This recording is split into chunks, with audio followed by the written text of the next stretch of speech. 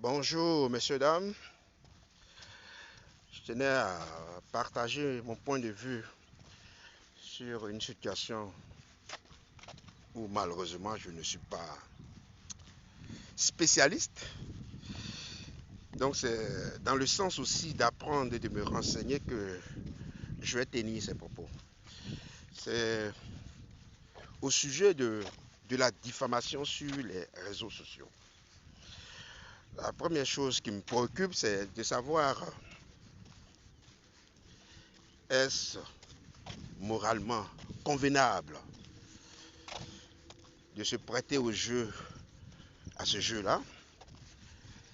Et le deuxième point, c'est quand une plainte est portée contre quelqu'un pour diffamation, à quel niveau se situe, à quel niveau de l'action judiciaire se situe l'enfermement. J'explique un peu. Est-ce que juste quand quelqu'un vient dire tel a dit des propos sur moi qui me salissent, cela vaut que cette personne-là soit emprisonnée? En un mot, est-ce que la diffamation est un délit de droit pénal ou de droit civil?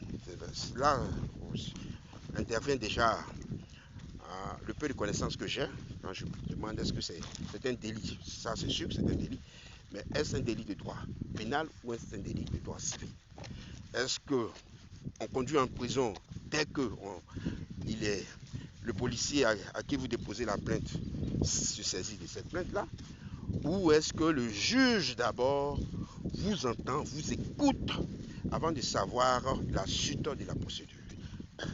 Donc il fallait d'abord situer le cadre de mon intervention afin que nous ayons à bien nous comprendre.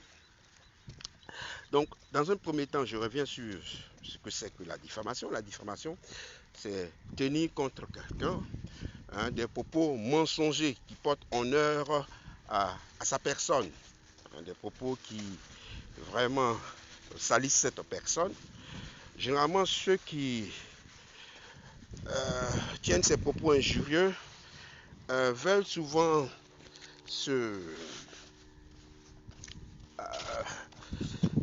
dire qu'ils n'ont pas fait quelque chose de grave et ils viennent et disent mais en quoi est-ce que j'ai insulté? Quand on insulte, ce n'est pas vous qui insultez, qui déterminez que c'est une insulte. C'est celui qui reçoit l'injure qui détermine qu'il a été insulté. C'est lui qui dit on m'a insulté, tu m'as insulté. Donc ce n'est pas toi qui as insulté, qui dit je n'ai pas insulté. Ça déjà il faut. Maintenant, quand c'est fait, quand on est d'accord là-dessus, que la personne dit que vous l'avez insulté et qu'elle porte plainte contre vous, alors je prends par exemple, pour faire un peu de publicité pour moi-même, vous prenez mon livre qui est là, et puis une diffamation, ce serait ce livre-là, je l'ai lu, ça ne vaut rien, il n'y a rien d'intéressant. Vraiment, je n'ai pas les mots, mais celui qui sait qui sait me dire est un spécialiste, il trouvera tout ce qu'il a dit pour que vous vous sentiez mal. Alors, quand il dit ce genre de choses-là, quand vous le dites contre moi, bon, moi j'ai besoin de publicité, donc peu importe ce que vous pourrez dire, ça ne pourra jamais être méchant. Aujourd'hui pour moi, parce que j'ai besoin de publicité pour mon livre. Mais quand la personne n'a pas besoin de publicité, elle prendra mal. Voilà. Ce n'est pas qu'on dit qu'il ne faut pas critiquer. Ce n'est pas de ça qu'il s'agit. C'est pas de ça qu'il s'agit. Vous prenez le livre, vous dites, à telle page, j'ai constaté qu'il y a tel élément. À telle autre page, j'ai constaté qu'il y a tel élément. Vous apportez des critiques constructives, quitte à ce que la personne à qui ces critiques sont adressées ne les prennent pas en compte, mais il se trouve que vous avez agi dans le sens de ce que vous pensez juste, pas pour dénigrer cette personne. Vous avez le droit, après avoir lu ce livre, de porter votre avis, quitte à ce que ça ne satisfasse pas l'auteur. C'est pas de ça qu'il s'agit. C'est quand comme je l'ai dit au début, vous venez dire ça vaut rien, hein, le titre Goumé, ça vaut rien. Bon, généralement, quand on veut dénigrer, on dit rien de bon, on répète toujours les mêmes choses, ça vaut rien, ça vaut rien, ça vaut rien, ça vaut rien. On peut même le dire pendant 30 minutes et on croit avoir dit quelque chose. Voilà.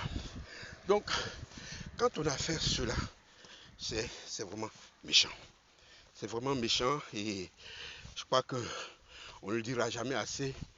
Les réseaux sociaux sont formidables parce qu'ils permettent à n'importe qui, comme je suis en train de faire maintenant, de pouvoir s'exprimer.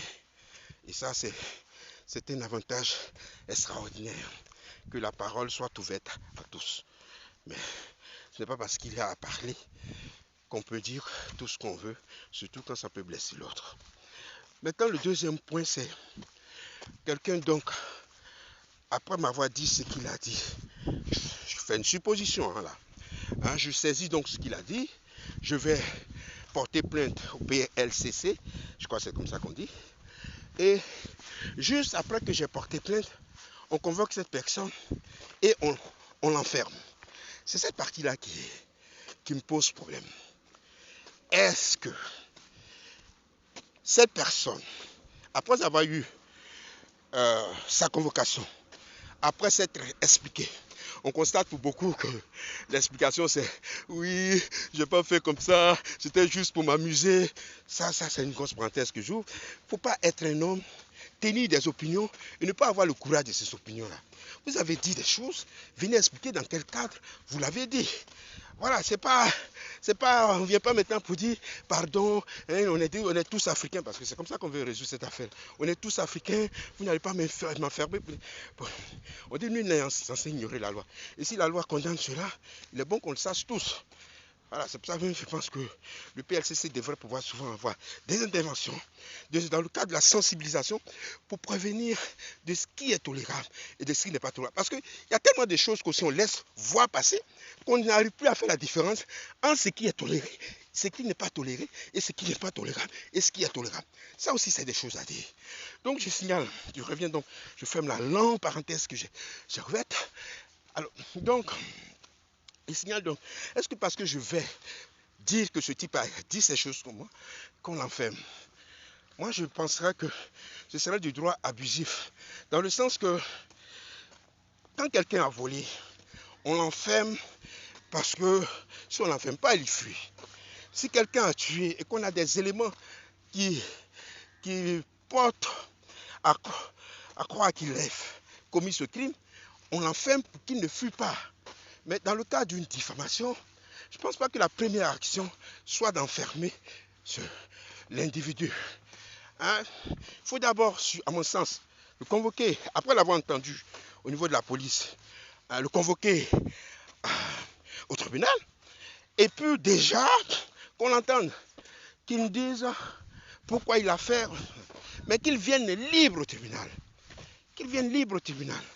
Maintenant, si la loi dit qu'on enferme, une fois que la preuve de sa culpabilité est établie, c'est la loi.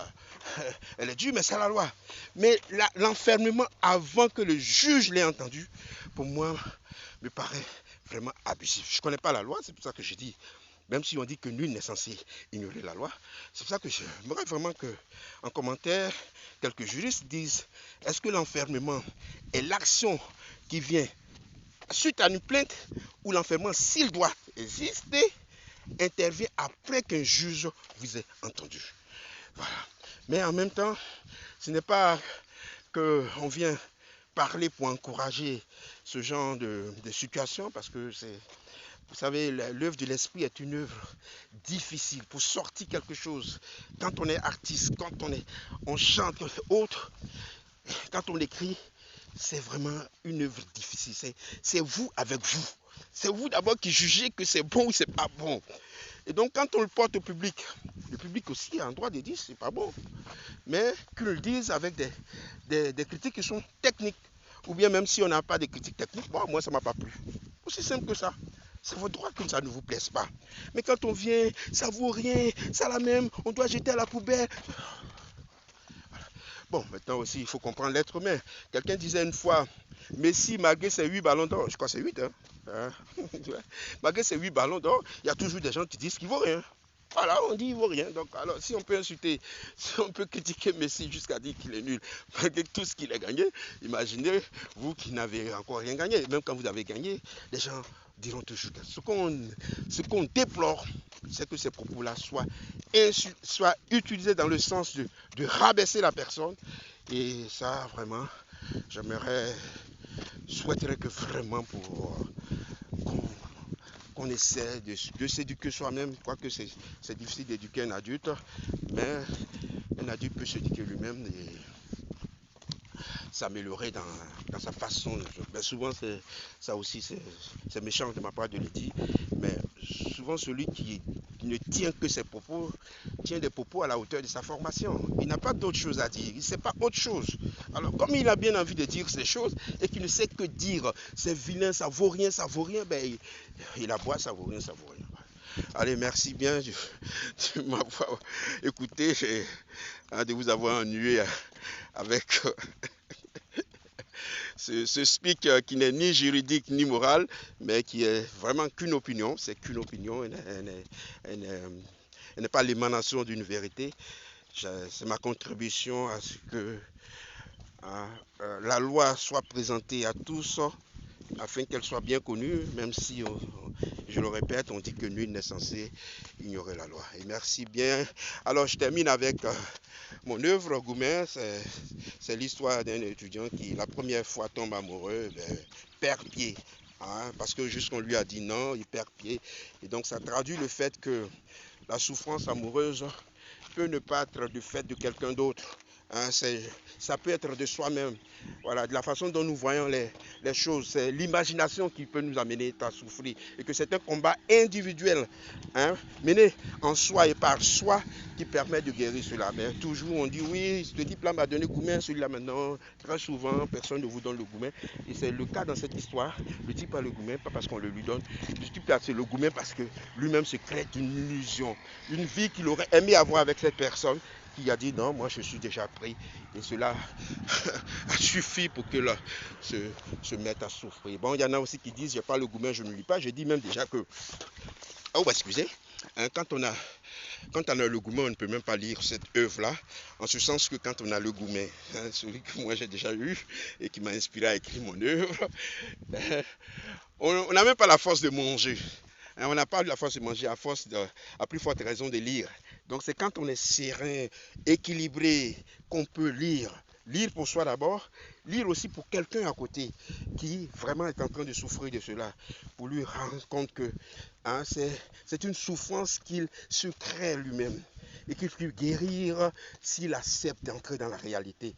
Hein, l'autre qui ne veut pas, tout simplement. Et croire que si cette personne vous dit oui, ou bien cette personne se met à faire ce que vous voulez, cela arrêtera votre souffrance, c'est une illusion. Merci bien et bon mercredi.